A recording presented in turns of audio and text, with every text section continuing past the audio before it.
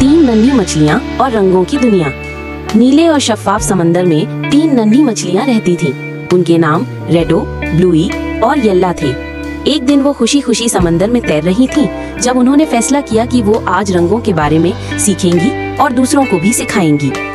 Redo बोली, मेरा रंग सुर्ख है, ये ताकत और जोश की अलामत है। ब्लूई ने कहा, मैं नीली हूँ, जैसे आसमान और समंदर। नीला रंग सुकून और गहराई को जाहिर करता है। येल्ला खुशी से चहकी, और मेरा रंग पीला है, सूरज की तरह रोशन और उम्मीद भरा।